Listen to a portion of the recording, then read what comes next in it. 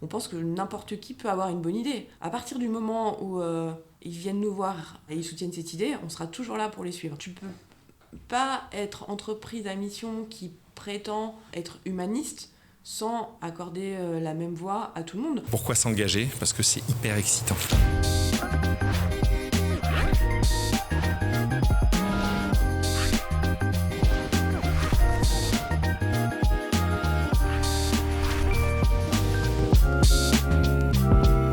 Bonjour à tous, bienvenue dans ce nouvel épisode de Pourquoi c'est cool la RSE. Aujourd'hui, je reçois Cécile Beckrich, directrice communication et marketing de la mutuelle tutélaire. Merci d'avoir accepté notre invitation, on est ravis de te recevoir. On est sur la péniche du coup de Thomas Parouti de l'agence Mieux. Première question, est-ce que tu peux nous raconter ton parcours et ce qui t'a amené à prendre en main la communication et le marketing de tutélaire ? Moi, c'est un parcours assez classique. J'ai travaillé pendant 25-30 ans dans le milieu du marketing et de la communication, essentiellement dans l'IT et dans l'assurance. À l'issue de ces 30 ans, j'ai été prise d'une petite crise de sens. Donc j'ai arrêté de travailler, je suis devenue indépendante, j'ai fait une formation en RSE. Je me suis posé plein de questions, et notamment parce que j'ai une de mes filles qui rentrait sur le marché de l'emploi. Et je me suis dit que j'avais vraiment pas envie qu'elle fasse la même chose que ce que j'ai fait moi. Je partais pour travailler plutôt pour plus jamais refaire de la communication. Et en fait, j'ai rencontré Tutélaire, j'ai rencontré Jean-Marc Ossibal, le directeur général de Tutélaire, qui m'a présenté son projet d'entreprise à mission, de mutuelle, de prévoyance. J'ai été vraiment enthousiasmée. Je me suis dit que c'était un bon moyen de réunir à la fois mon besoin de changement, d'engagement et mes compétences pratiquées pendant plus de 20 ans. Toi, quelle est ta perception personnelle de la RSE et de l'engagement sociétal dans une mutuelle comme la vôtre ? À titre personnel, je pense que je suis particulièrement concernée. Je porte d'ailleurs une petite culpabilité de par le fait que pendant 20 ans, j'ai été directrice marketing dans des grands groupes notamment, où je prenais l'avion presque toutes les semaines, en toute impunité, où j'ai fait travailler des gens dans plein d'endroits dans le monde. Et est-ce que vraiment c'était dans le respect des engagements sociaux et sociétaux ? Je n'en suis pas sûre. Mon souhait aujourd'hui, je suis particulièrement concernée. J'essaie de m'engager à titre professionnel et personnel. Travailler dans une entreprise à mission comme celle de Tutélaire répond particulièrement à ce besoin pour moi. Nous, on est une mutuelle de prévoyance, donc par essence, on est dédié à la prévention, à la protection des êtres humains. Chez Tutélaire, ça prend encore plus de sens depuis qu'on est devenu entreprise à mission. Mutuelle à mission avec une raison d'être très claire, solidarité, humanisme, justice sociale.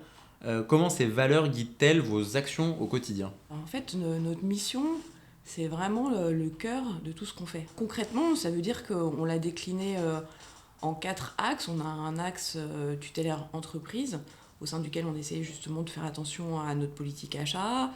On a un axe tutélaire employeur, où on s'engage en faveur de la qualité de vie de nos salariés notamment. On a un axe tutélaire investisseur, au sein duquel on essaie d'appréhender des fonds responsables.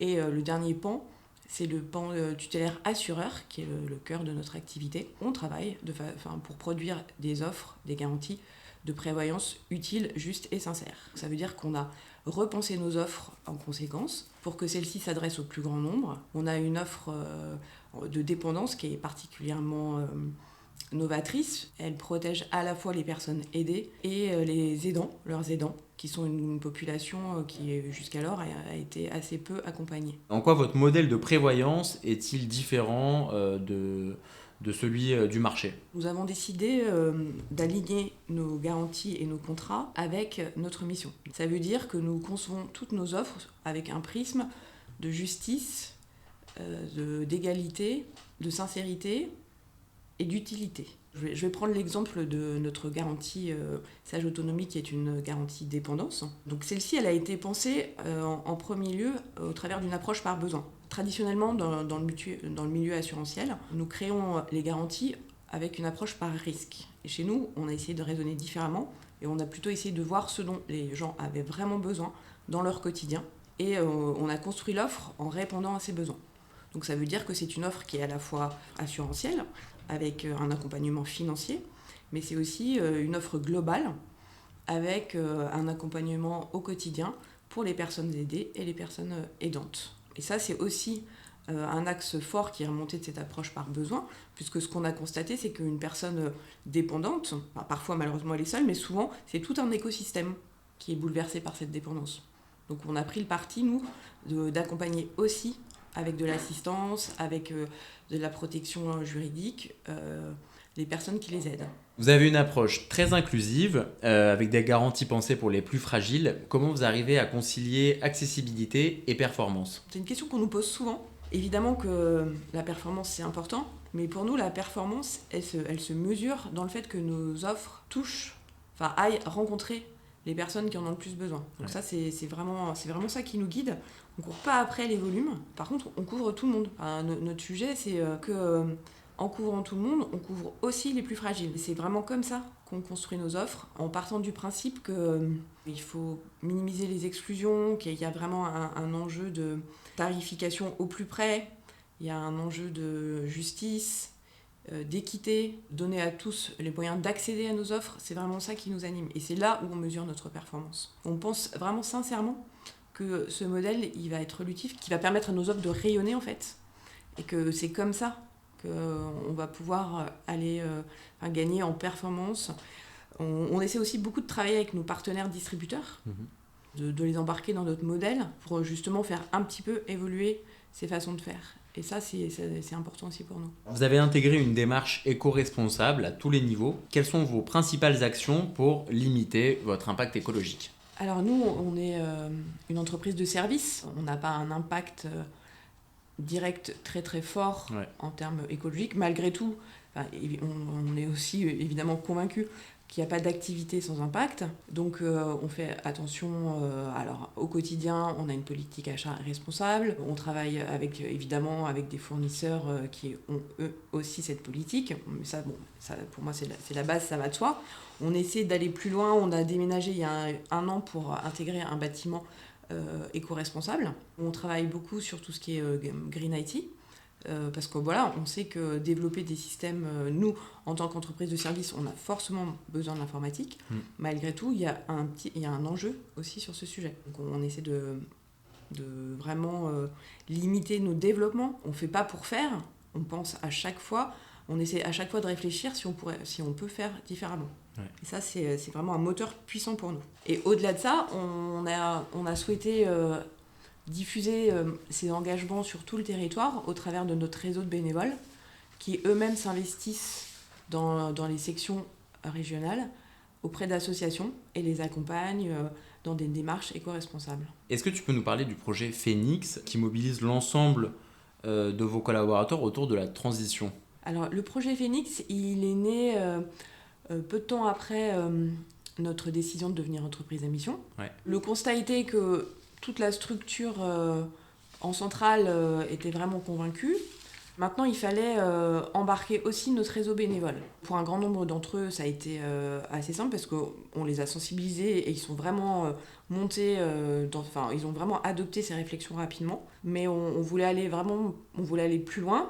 Et pour ça, on a lancé un projet qui s'appelle donc le projet Phoenix, qui est un projet au sein duquel l'ensemble de nos sections régionales, on a 34 sections en région, elles se sont fédérées, elles ont réfléchi et ont proposé à leur niveau des projets en lien avec des associations locales, donc des projets qui ont des impacts sociétaux ou environnementaux. S'en sont découlés une vingtaine de projets très concrets qui vont effectivement de projets en lien avec l'environnement, avec le recyclage des déchets, mais aussi des projets transgénérationnels qui embarquent parfois des écoles maternelles, qu'on a sensibilisé à ces problématiques, qui embarquent des maisons de retraite. C'est vraiment, on a vraiment essayé de faire bouger tous nos écosystèmes régionaux. Vous avez mis en place la semaine de 4 jours. Avant le vendredi, vous ne travaillez pas, il me semble. Aujourd'hui, on est vendredi, donc merci d'être venu. Pourquoi ce choix et quel a été l'impact sur les collaborateurs et l'organisation du travail ? Effectivement, dans le cadre de notre axe tutélaire employeur, on a souhaité travailler sur différents pans de la responsabilité d'employeur. L'un d'entre eux était en lien avec l'équilibre vie pro, vie perso. Je t'apprends rien, je pense qu'effectivement, ce sont des sujets, et notamment en lien avec les recrutements que Tutélaire souhaitait faire. parce qu'il s'agit de pouvoir toucher l'ensemble des générations. Et on sait que les générations qui rentrent sur le marché de l'emploi aujourd'hui sont particulièrement sensibles à ça. Ouais. On sortait du Covid, on avait découvert le télétravail. Nous, ce qu'on s'est dit chez Tutélaire, c'est que le télétravail, c'était pas forcément la réponse à cet équilibre. Donc on a essayé de réfléchir autrement, on a regardé ce qui se faisait, et c'est vrai qu'on a vu pas mal d'initiatives autour de nous, enfin quelques initiatives à l'époque, qui proposaient cette semaine de 4 jours. Donc on a réfléchi, on a analysé les impacts, et puis on a fait voter les salariés. En gros, c'était est-ce que vous préférez continuer à bénéficier du télétravail, sachant que nous, en tant qu'entreprise de service, tout le monde ne peut pas faire du télétravail, donc on n'était pas forcément ultra favorable à ça, parce que ça crée quand même une discrimination entre les salariés, mais en tout cas on l'a proposé. Donc c'était soit le télétravail, soit la semaine de 4 jours. Et les salariés ont choisi la semaine de 4 jours. Alors dans les faits, c'est pas forcément le vendredi. Donc moi je te parlais de moi tout à l'heure, moi à titre personnel, j'ai choisi le vendredi. Mais en gros, les salariés en début d'année décident si c'est le lundi, le mercredi ou le vendredi. Après c'est fixe. Ouais.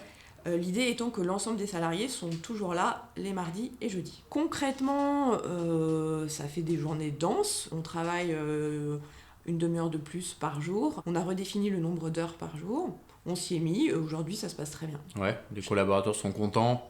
Chaque année, on fait une enquête. Donc là, on l'a fait pour la 2e fois, cette enquête. Ouais. La grande c'est de nos collaborateurs nous indiquent qu'ils sont particulièrement satisfaits de ce rythme. Après, c'est pas la réponse à tout. Il y a un certain nombre d'entre eux qui nous disent aussi que malgré tout, ça fait des grosses journées, que peut-être il y a un peu de stress. Est-ce qu'ils seraient là ou pas sur la semaine de 4 jours ? On ne sait pas. En tout cas, on s'y penche et on est en train de réfléchir à ça. Vous impliquez beaucoup vos salariés dans la réflexion de votre fonctionnement.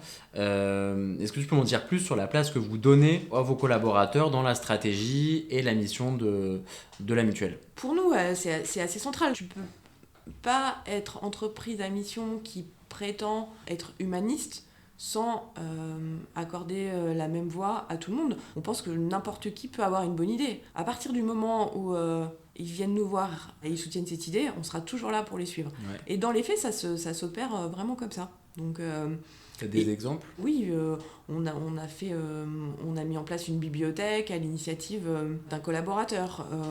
On s'est lancé aussi dans le sport, on essaie de faire des courses tous ensemble.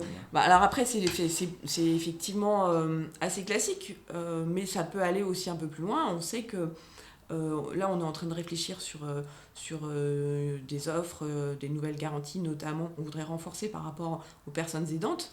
Et moi, il y a des salariés qui tous les jours viennent me voir en me disant tiens, j'ai pensé à ça, j'ai vu ça. Et nous, vraiment, ce sont des choses qu'on prend en compte, quoi. Pour le coup, la place de l'homme, qu'elle soit au niveau salarié, qu'elle soit au niveau bénévole, puisque nous, on a un gros réseau de bénévoles, on y attache une vraie importance. Toi, quel regard tu portes sur le rôle d'une mutuelle comme acteur culturel et sociétal au-delà de son activité de prévoyance ? Pour moi, ce rôle, il est complètement ancré, il date de la création des mutuelles.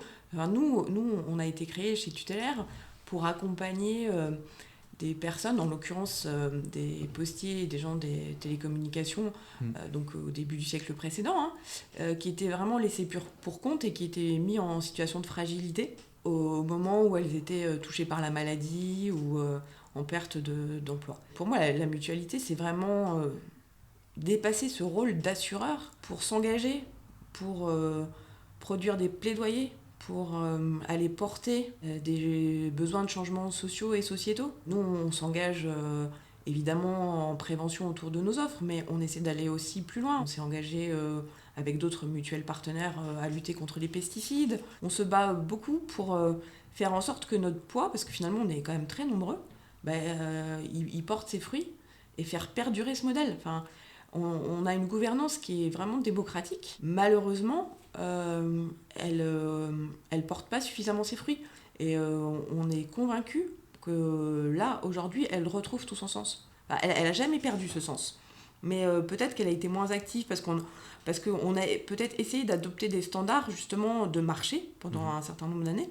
Et que maintenant, il est peut-être temps de revenir à ce qu'il y avait à nos fondamentaux. Essentiel, Et c'est ça qui nous porte. Justement, dans votre manifeste, vous mettez en lumière des histoires, les histoires de vos adhérents. Pourquoi est-ce que c'est important de replacer les visages et les parcours humains au cœur de vos messages? Alors c'est hyper important parce que nous, on vend pas des contrats. Enfin, on accompagne des hommes, quoi. Ouais. Et ça, c'est un virage qui nous paraît essentiel, ou en tout cas un message qui nous paraît essentiel. Nous ne sommes pas une société marchande avec pour ambition de vendre à tout crin, de faire du suréquipement. Notre sujet, c'est vraiment d'appréhender nos adhérents et plus globalement les gens qui les entourent au travers d'un parcours d'accompagnement à tous les moments clés de la vie. Très concrètement, nous, malheureusement, les gens, quand ils nous contactent, souvent, c'est dans un moment difficile. C'est parce qu'ils sont hospitalisés. C'est parce qu'ils sont en perte d'autonomie. Évidemment que le sujet, c'est pas uniquement de leur envoyer les sommes qui leur sont dues. Il n'y a pas de sujet, mais c'est vraiment de les accompagner, de les aiguiller. Quels sont les prochains défis que vous souhaitez relever en tant que mutuelle engagée dans une économie plus responsable? J'ai envie de dire, travailler dans une entreprise à mission, c'est un défi quotidien. Pour nous, 2024 a été une grosse année de transformation. On s'est ouvert à 2 métiers, dont un que nous ne pratiquions pas du tout, c'est celui de l'épargne retraite. Ouais. On a intégré des portefeuilles de retraite des élus locaux et de retraite mutualiste du combattant. Donc c'est un nouveau métier pour nous. On est ravis, mais il fait vraiment sens parce que en fait, on a vraiment souhaité s'engager aux côtés de cette population qui elle-même s'engage sur le terrain. Les élus locaux, c'est les maires des petites communes, mais des grosses communes aussi, mais évidemment ce sont des gens qui donnent de leur temps et c'est vraiment ces populations-là qu'on a envie d'accompagner. Donc pour nous, le grand défi là, c'est de stabiliser ce nouveau métier, de capitaliser dessus pour proposer une continuité protectrice, c'est-à-dire qu'on faisait de la dépendance, maintenant on faisait de la prévoyance, et maintenant on fait de la retraite, donc ça c'est très important pour nous.